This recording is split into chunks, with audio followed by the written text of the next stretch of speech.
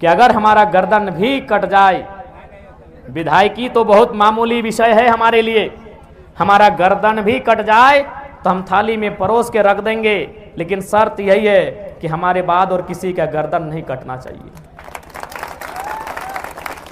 और ऐसा नहीं कि हम ये कोई फिल्मी बात कह रहे हैं। हमें 29 हो गया, 30 साल का लड़का है और शायद झारखंड की असेंबली का पहला कुंवारा विधायक है इस बार का।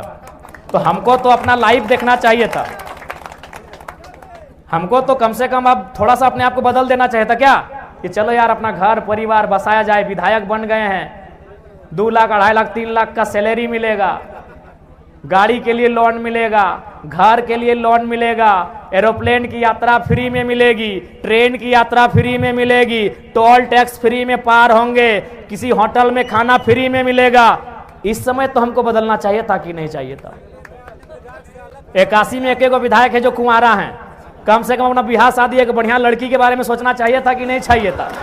लेकिन फिर भी वही मिजाज है, वही आक्रामकता है, वही तेवर है, वही गुस्सा है और वही फर्स्टे बोली है कि विधायकी और गर्दन जेब में लेके चलते हैं। कहे न दर्द है इस सीने में। नहीं अब तो हम चाहेंगे तो बदल भी जाएंगे, तो अब क्या कर लेंगे। चलिए ठीक है, आप हमको अगला बार वोट नहीं देंगे, हम किसी पार्टी में चले जाएंगे। उस पार्टी का अपना खुद का वोट होता है कि नहीं, पार्टी का वोट होता है कि नहीं। लेकिन आज भी हम सबसे युवा विधायक झारखंड का, इस सदन का एकमात्र कुंवारा विधायक झारखंड का, लेकिन फिर भी हम ऐसो आराम की नहीं कांटों की रास्ता को चुन रहे हैं। बताइए मेरी उम्र का कोई विधायक बनता तो क्या करता।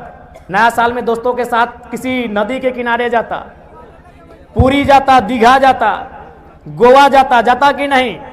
एक 30 साल का कुंवारा युवा विधायक नया साल में क्या करता, अपने दोस्तों के साथ पार्टी करने जाता, पार्टी सार्टी करता। लेकिन आज जयराम महतो क्रांति की बात आज भी कर रहा है, आज भी वह कांटों की रास्ते में चल रहा है कि नहीं। क्योंकि हम चाहते हैं इस राज में बदलाव हो, इसलिए हमें आज फिर कहेंगे, ये कोई हम बनावटी बात नहीं कर रहे हैं, ये हम कोई एक कहने और भाषण की बात नहीं कर रहे हैं। जिस दिन हमारे गर्दन को चाहिए, लेकिन शर्त है कि मेरे गर्दन के बाद और कोई गर्दन नहीं कटनी चाहिए। बस एक ही तो शर्त है कि मेरे गर्दन के बाद और कोई दूसरी गर्दन झारखंडियों की नहीं कटनी चाहिए। बस यही मेरा सोच है। बाकी जिस दिन चले कम से कम बदलाव तो होगा। अगर मेरे गर्दन कटने से झारखंड में बदलाव होगा, रैयत विस्थापितों को हक मिलेगा, सामाजिक न्याय की स्थापना होगी, तो मुझे अपने गर्दन से एक जरा भी प्यार नहीं है। लेकिन वही शर्त है कि मेरे बाद फिर कोई गर्दन नहीं। हम भी सोचे कि भाई क्या कारण है कि झारखंड के लोग मुझे इतना प्यार करते हैं। कारण यही है, वही एक लाइन कि हम लड़ते लड़ते थक चुके हैं। उन झारखंडियों के इस लड़के में लड़ने का जज्बा दिखा है, और कोई दूसरी बात नहीं है। एक ही लाइन, ज्योतिलाल महतो की उस किताब में एक ही लाइन है कि हम लड़ते लड़ते थक चुके हैं। हम सदियों से लड़ रहे हैं, हम अंग्रेजों के काल से लेकर, उद्योग घरानों से लेकर, सामंत से लेकर, पुलिस की लाठियों से लड़ते लड़ते थक चुके हैं। अब हम चाहते हैं कि हमें छोड़ दो, अब हम पे रहम करो, अब हमें बख्श दो, हमें दामोदर और स्वर्णरेखा की नदियों के किनारे हमें हमारे हाल में छोड़ दो। हम लड़ते लड़ते थक चुके हैं। इसलिए आज ये झारखंड के लोग, सच्चाई यही है, निर्मल का बलिदान, कभी सुनील का बलिदान, कभी बिरसा की शहादत, कभी तिलका मांझी, कभी रघुनाथ महतो। आज ये झारखंड के लोग, सच्चाई है, इस सिस्टम से हार चुके हैं, इस सिस्टम से पनाह मांग रहे हैं, इस सिस्टम से रहम की भीख मांग रहे हैं कि हमें छोड़ दो भाई। हमारा गांव लेना है ले जाओ, हमारी जमीन छीननी है ले जाओ, हमारे गांव को बर्बाद करना है ले जाओ, हमारी फसलों को बर्बाद करना है वो भी कर दो, लेकिन हमें छोड़ दो, हम हार चुके हैं। तो जयराम महतो के रूप में उन्हें उस हार में एक जीत दिख रही है। जयराम महतो के रूप में एक लड़ाकू दिख रहा है, जयराम महतो के रूप में उन्हें एक फाइटर दिख रहा है। इसीलिए वो लड़का बात धनबाद में करता है और उसे कान लगाकर कोल्हान में भी सुनते हैं, दूसरा कोई कारण नहीं है। बहुत मार्मिक लाइन है कि हम लड़ते लड़ते थक चुके हैं, हमें छोड़ दो। हमने किसी का कुछ नहीं बिगाड़ा था, हमने टाटा का कुछ नहीं बिगाड़ा, लेकिन टाटा ने हमारा बिगाड़ा है। हमने उषा मार्टिन का कुछ नहीं बिगाड़ा है, लेकिन उन्होंने बिगाड़ा है, हमारे गांव हमारे खेत उजाड़ के चले गए। हमने किसी का कुछ नहीं बिगाड़ा है, एक कंपनी का बताइए हमने कुछ बिगाड़ा है, लेकिन उन्होंने हमारा बिगाड़ा है। जमीन हमसे लिया, आज अब क्या किया आपने, जमशेदपुर बसा दिया आपने, यूपी बिहार के लोगों को लाके अपने बसा दिया। क्या हाल हुआ हमारा? आज हम वहां मुखिया और सरपंच बनने के लायक नहीं रह गए। विधायक और सांसद तो बहुत दूर की कोड़ी हो जाएगी। हमने जमीन किन कारणों से दिया और क्या घटित हुआ इस जमशेदपुर में? इसलिए आज लगता है कि झारखंड को अगर बचाना है तो सबसे पहले मेरा जो अनुभव कहता है इन 3 सालों का, मेरी जो समझ कहती है, ये समझ यही कहती है कि सबसे पहले झारखंड को बचाना होगा। खंड यानी जमीन के टुकड़े को बचाना होगा। अगर आज हमारा जमीन का टुकड़ा बच जाएगा तो हमें नुकसान नहीं होगा। कुछ लोग अगर नौकरी करने चले भी आएंगे ना, ठीक है, वो बिहार का हो, उत्तर प्रदेश का हो, अगर हमारा जमीन हमारा रहेगा, वो भाड़ेदार बन के रहेगा, वो किराएदार बन के रहेगा, वो 30 साल की नौकरी करेगा, वो वापस चला जाएगा। यही ना?